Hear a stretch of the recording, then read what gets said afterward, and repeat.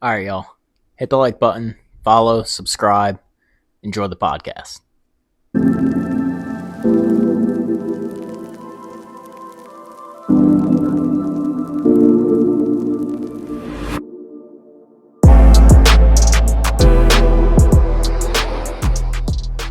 All right, y'all.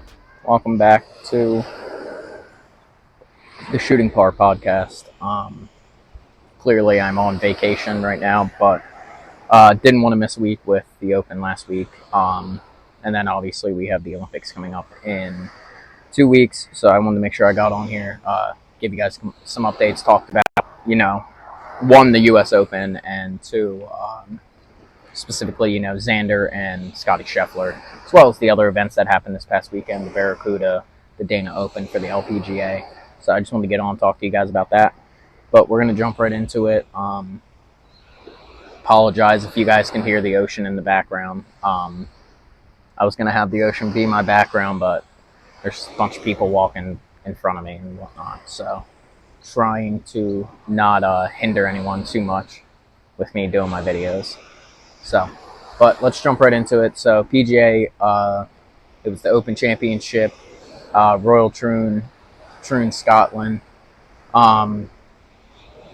The course wreaked havoc pretty much the entire tournament, as well as the conditions. Wasn't just the course, but obviously link style course out there in Scotland with the weather that they normally have, which is rainy, very windy, and whatnot. It was wreaking havoc the entire week.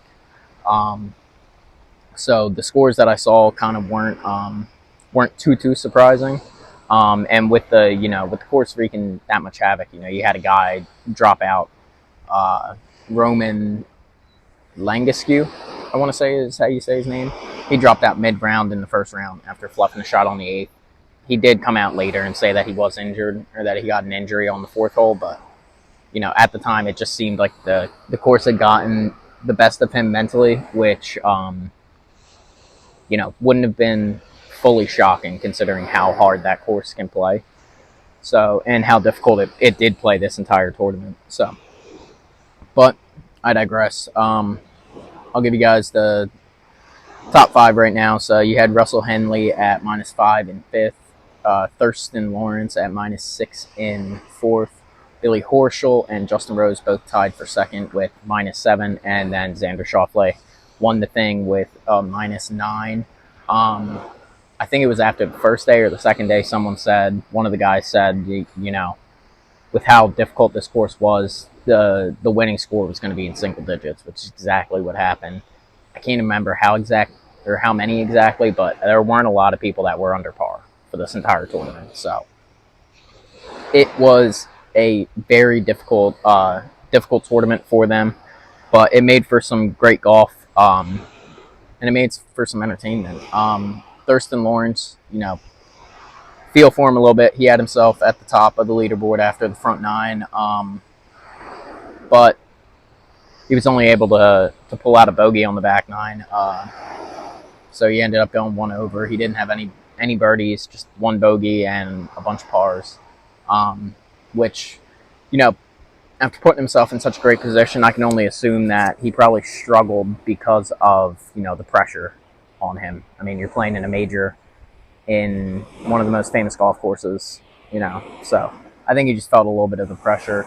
So he was only able to get that bogey. He ended up at -6 then. Billy Horschel, he was all over the place on that final day, but he always seemed to be somewhat near the hole somehow. But, I don't know if he was taking risks. I don't know exactly what was happening with him, because he would go out, he would birdie a hole, bogey a hole, birdie hole, bogey a hole. So he was kind of back and forth the entire day until the final three holes, which he birdied 16, 17, 18 to get himself into second place, to get him tied with Justin Rose. And then you had Xander Schauffele. Xander shot a clean -6, 65. So didn't have any bogeys, double bogeys, anything like that. So he was clean on the day. He looked great, but he really looked at his best coming down on that back nine. It was the final 6 holes on that back nine. Like, he just seemed like he was very composed, and was relaxed being there, where I think him doing that and him, having 3 birdies of the last 6 holes kind of put a lot of pressure onto Justin Rose to try and keep up with him and perform with him, which Justin Rose wasn't able to. Unfortunately, Rose was only able to birdie, 16 and 18, and by that point, it didn't really matter that much, because when he birdied 16, Xander birdied it, holding that 3-stroke lead, and then when he birdied 18, Xander still had a 3-stroke lead. So there was no pressure really put on to Xander at that point. I think he went out there and he basically became a cold-blooded killer and just took that tournament. And he knew that he was the one that had the pedigree, he had the composure and all that on that back nine, compared to some of these other guys that, they haven't been there every tournament the way that Xander has. So, I mean, Xander's been in the top 10 of every major this year. He's an Olympic gold medalist. He's also a major winner now from winning it earlier this year, which I think that's going to really turn out to be a major turning point in his career, because he now has 2 of the 4 this year under his belt. And I think he finally got over that hump, and all of a sudden I think he's going to be a problem going in for the rest of the majors. But like I said, Rose, unfortunately, he bogeyed 12, and he was only able to pull those 2 birdies on 16 and 18. So did what he could, but, he couldn't have put real pressure onto Xander to say that, hey, I'm still here. Like, Xander pulled away, and he wasn't able to pull himself back and to get himself back into it to really put pressure on the Xander to say, hey, you're going to still keep going out and making birdies instead of just kind of cruising on these last few holes. So, and I do feel for Justin Rose being an Englishman. He loved this tournament from what he said, and he was very emotional afterwards when he lost, trying to hold back tears. So you do feel for him, but congrats to Xander again. And, with that win, Xander has helped break a 40-something year drought that I'll talk about later on, too. And that wasn't the only record that was also, or the only history that was made, because PGA Barracuda Championship, Tahoe Mountain Club, Truckee, California, you had Patrick Rogers and Taylor Pendrith at plus 43, Mac Messonier at plus 44, Patrick Fishburne at plus 46, Vance Whaley at plus 47, and Nick Dunlap at plus 49 for the win. I'll explain how they're in the pluses, and it was the highest score that won. So it was a modified Stableford scoring. So birdies are worth 2 points, eagles are worth 5 points, albatrosses are worth 8 points, pars are 0, and then a bogey is minus 1 point, and a double bogey or anything worse than that is minus 2 points. So you couldn't get anything. I'm sorry. Double bogey or anything worse than that is actually minus 3 points, not minus 2 points. But you couldn't get anything worse than a double bogey. So you could just pick up after you missed that bogey putt anyway. But because of this scoring method, it really kept the tournament very close. And, or it made it, maybe not close, but it made it up for grabs. It made it really up for grabs. And it made for some entertainment because, Nick Dunlap made a major push on the final day. He ended up with 19 points, 7 birdies, and an eagle. And that eagle was a 56-foot putt for eagle on the 15th hole, which was amazing. I mean, it's a hell of a putt. And, after that eagle, he was able to jump 3 other players into the outright lead. And then he also had another birdie on 17, which turned out to be a major, those turned out to be 2 major points right there for him to get that birdie there and get those extra 2 points, because going into the final hole, Messonier and Whaley both entered behind Dunlap by 4 points. So he misses that birdie putt. They're only 2 points behind. All they need is a birdie to push it into a playoff. So that birdie was huge for him on 17. Neither one of them were, they would have had to have had an eagle on that last hole. So neither one of them were able to get the eagle, obviously. But it was huge for him to kind of get that birdie on 17. Whaley finished with a birdie on that hole, so he ended up at the plus 47. Messonier was kind of the disappointment here on that day, because he was the 54-hole leader going into the day, and he ended up parring that final hole, and he ended up with only 5 points on the entire day. So he kind of let the tournament slip away from him, which again, with the Stableford scoring, it just makes everything, you know, Dunlap was able to make this major jump by having his 7 birdies, 0 bogeys, and an eagle that, you know, clearly Whaley just couldn't compete with that. So it was cool to see.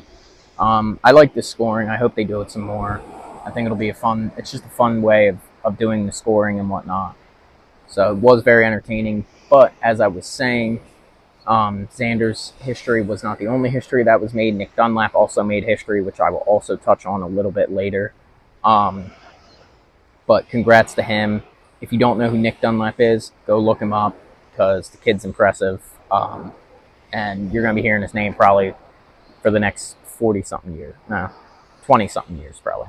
20 to 30-something years. You'll probably be hearing his name near the top of the leaderboards at least a few times. So last event from this past weekend, we had the LPGA Dana Open, Highland Meadows Golf Club, Sylvania, Ohio. Just the name of the town that they're in Ohio, I can't even say. And literally the entire top 5, which there was 2 players tied for 5th, so there's 6 names here. I probably can't read any of them. I'm going to tell you that right now. I'm going to struggle with these names, so I'm just apologizing straight up front. We're going to get the apology over with. I ain't going to be able to read these names. I really need to practice this, but when you're on vacation, you're not going to be practicing how to say names, basically. So, basically, you had Ziyu Lin, Mary Louie, Lin, or at minus 12, sorry, tied for 5th.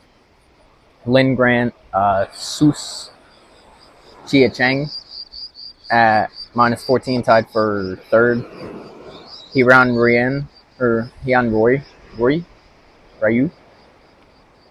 Hiran Ryu, minus 19 in 2nd, and Shinetati Wanasian at minus 12 or minus 20 for the win. So, I won't lie, I thought this tournament was going to be kind of a crapshoot going into Sunday because there was a major gap there. I thought Shinetti was going to basically run away with this thing. But Ryu made a hell of a push here on the final day. So Ryu shot a 65 6-under with 7 birdies on the day, 6 of them coming on the back nine. She got insanely hot on the back nine. She ended up birdieing 10, 12, 14, 15, 17, and 18, but she did have one hiccup on the day, or on that back nine, which was on 16. She ended up bogeying it, which ended up costing her the tournament there. But that's a hell of a stretch there. If she would have just been able to par that, we're talking about, a playoff here, and who knows what happens in the playoffs. So unfortunately, she did bogey that. But Shinetti did enough on the days before, and as well as on the front nine, to really seem like she was going to coast into this championship. But she didn't, because Ryu made that amazing push, which put a lot of pressure on her. Shinetti did end up stumbling on the back nine with a bogey on 10, birdieing 12, and then a bogey on 13 again. From there, she would par all the way up until 17 and 18, which she ended up birdieing in both of those holes to be able to hold off. Ryu. And again, I mean, I'm kind of happy that Ryu made that hell of a push, because it made for a little bit of drama on a game, or on a tournament that, looking at it going into that back nine and looking at it going into Sunday, you really didn't think there was going to be anything there. So did make for a little bit of drama, but it was a good tournament there. Obviously, not everyone flew back to America to go play in that tournament, being that they were already overseas and whatnot. I don't know how many of them are actually coming back for the tournament this upcoming weekend. That's in Canada, because you do have the Olympics for them. I believe it's August. I want to say they're the 8th to the 12th, or 8th to something like that. I could be wrong. I think the men are the August 1st to the 4th, and then they're a couple days later. So maybe they're the 7th to the 11th or something like that. But I'm sure a lot of them are just staying over there in Paris. for the opening ceremonies and whatnot. So we'll see how many of them actually do come back for this upcoming tournament this weekend. But let's get into the golf news. As I was saying, there was some history made and broken this weekend. Nick Dunlap's win at the Barracuda made history because he is the first person to win a tournament as as an amateur and as a professional in the same season. He won the American Express back in January, which it was 1 week before he actually ended up turning professional, so he didn't get the FedEx points or anything like that. But yeah, he did that, which again, 1 week before turning pro, and then went ahead and won this past weekend. So making that a very cool history thing that you're probably not going to see very much. I mean, the kid's going to be on the PGA Tour for a long time. He's 20 years old. He's out of the University of Alabama, and I will say after he won the American Express and turned pro, he did have a pretty big dip in his play. But hopefully, that was just him getting used to being a pro and whatnot. And now this is going to be the turnaround for him.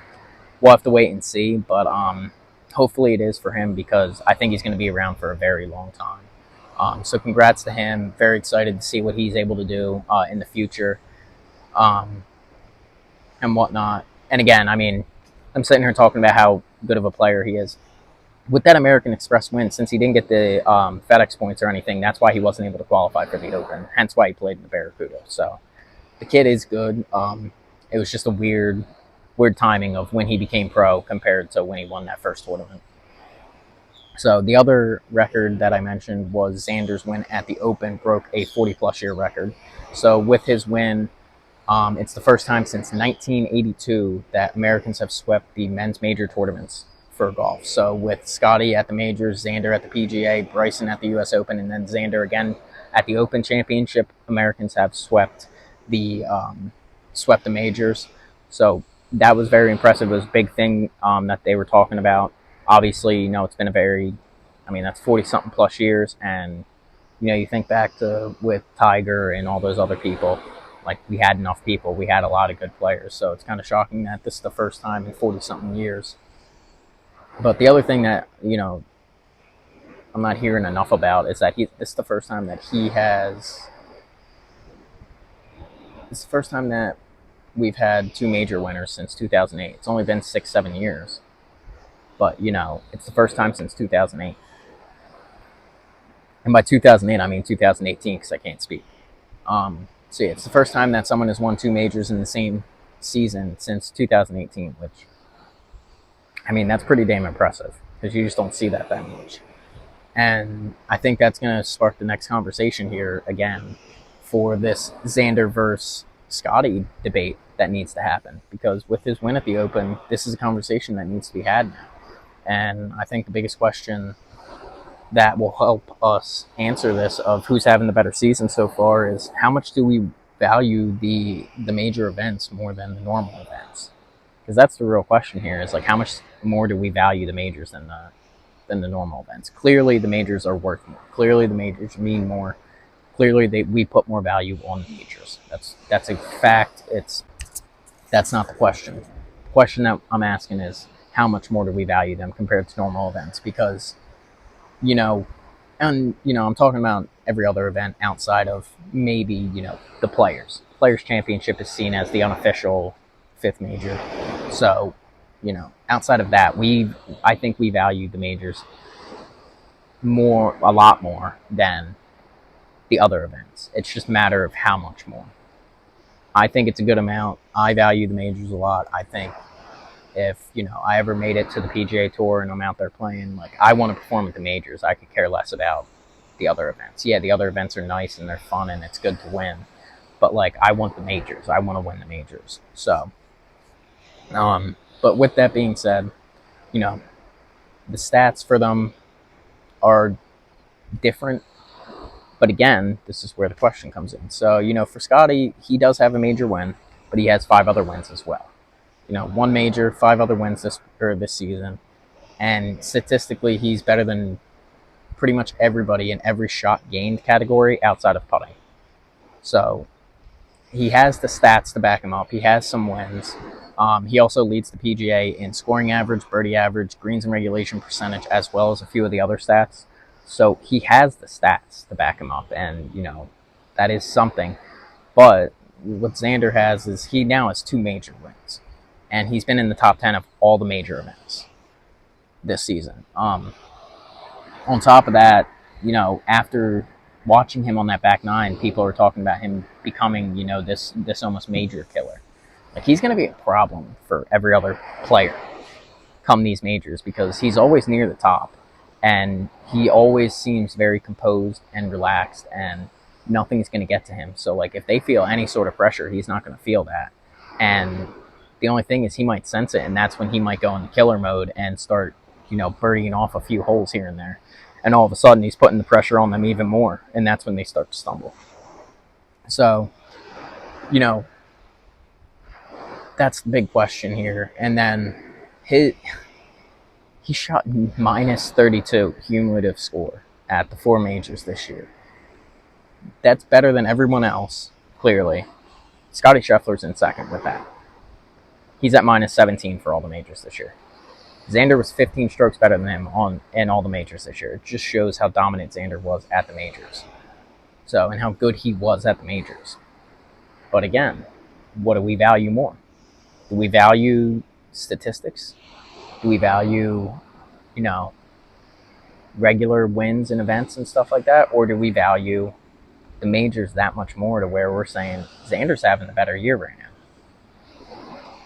The other thing, too, is, it's a hard conversation to have at the moment because Scottie basically did all of his work in the beginning of the year and it's cooled off a little bit. Xander's gotten hot towards the middle of the year here. So what I would like to see happen, I'd like to see both of them stay healthy. I want to see both of them at the top of the leaderboard in Paris and just force this conversation even more because I think this would be a fun debate. It's a fun conversation to have. So it'd be worth it. But we'll have to wait and see. It's going to be interesting to see how Xander plays out in Paris, being a 2-time major winner now and the defending gold medalist at the Olympics. So let's see what happens. But let's jump into the events for this upcoming weekend real quick. Let's just, kind of get through them because there's not many of them here. I'm sorry, there are a few of them here, but none of them are really big events. Again, with the Olympics starting next week, a lot of the guys are staying over there. So for the PGA, you have the 3M Open, TPC Twin Cities, Blaine Mountain, Minnesota. A lot of the guys aren't coming back for this, so I took Tony Finau. Mark took Bhatia, and the random person actually took Nick Dunlap because he had a hell of a fourth round there. So maybe he can keep that momentum going and get that win, and hopefully that'll spark him into a few more wins here. But that's who I got for those events. For the LPGA, CPKC Women's Open, Earl Grey Golf Club, Calgary, Alberta, Ontario, I took Brooke Henderson, going back to Canada, winning an event in Canada. She is Canadian. Mark took Lydia Koo, and then the random person took Nelly Korda. I think they're just thinking that this is her time to basically get herself figured out before the Olympics. So we'll have to wait and see what she can do. And then the other event this weekend is going to be Live Golf UK JBC Golf and Country Club in the UK. For this, I took Cam Smith for the individual, Majestics for the Live team. Mark took John Rahm for the individual and Crushers for the team, and then the random person took Joaquin Neiman for the individual and Fireballs for the team. For anyone that is keeping track or following what I've been saying when it comes to Live, Majestics, 3 of their players are English. This is their first event in England, or in the UK. So, if you remember, when they played in Spain, Fireball, which is 3 of their players are Spanish, they won that event. When they played in Australia, 4 of the players on Ripper is Australian. They won that event. So, I think there's a little bit of home cooking there sometimes. So we'll have to wait and see. This upcoming weekend, that's probably going to be the event that I'll watch the most. I will be traveling back this weekend, so I'm probably going to see it however much I can watch while I'm on the plane and whatnot. But I'll go through last week's picks. It's pretty much a joke. We sucked last week. We were awful with our picks. So the random person literally got 0 points. They picked Rory McIlroy, Hayden Springer, and Hannah Green. All of them missed the cut.